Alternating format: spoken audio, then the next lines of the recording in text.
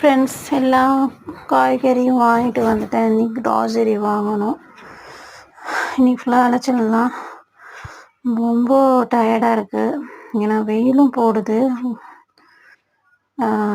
விலை ரொம்ப ஏறி போச்சு, கூட்டம் ஜாஸ்தி. இன்றைக்கி எல்லா மார்க்கெட்லேயும், எங்கள் வீட்டு பக்கத்தில் இருக்கிற மார்க்கெட்டில் என்ன ரேட்டுன்னு தெரியல, போய் பார்த்தா தான் தெரியும். ஆனால் இப்போ தான் வந்தேன், ரொம்ப டயர்டு. ரொம்ப வெங்காயம் விலை கொஞ்சம் பரவாயில்ல, ஆனால் நல்லா இல்லை. வெங்காயம் ஒரு மாதிரி இருக்குது. நம்ம இங்கேனா எங்கள் வீட்டு மார்க்கெட்டுக்கிட்ட பொறுக்கி பார்த்து வாங்கலாம்.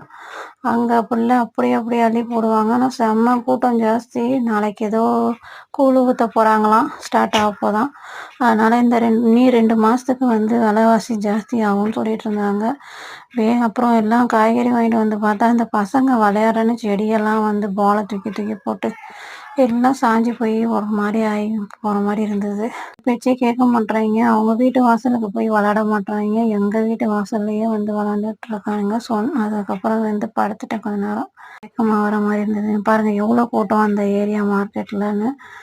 இங்கே பாருங்கள், இந்த பசங்க தான் எல்லாம் சேர்ந்துக்கிட்டு, நிறையா பசங்க நின்றுக்கிட்டு இங்கேருந்து அங்கே வரைக்கும் விளாண்டுக்கிட்டே இருக்காங்க. சொன்னதை கேட்கவே மாட்டேறாங்க. வீட்டு வாசல் எங்கேயோ இருக்குது, ரொம்ப தூரத்தில் இருந்து இங்கே விளையாடுறாங்க. அதில் தொப்பி போட்டிருக்க பையன் அந்த வீட்டு மேலெலாம் ஏற பார்த்துட்டாங்க.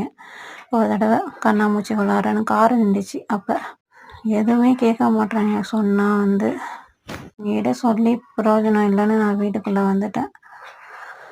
எதுவும் எப்படி போகுது. இது மாதிரி வீட்லேயும் இருக்க முடியாது. அவங்க கத்துற கரைச்சல் தாங்கவே முடியாது.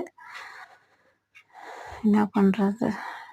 வீட்டுக்குள்ளே நிம்மதியாக இருக்கலாம்னு பார்த்தா இவனுங்க தலைவலியை கொண்டு வராங்க.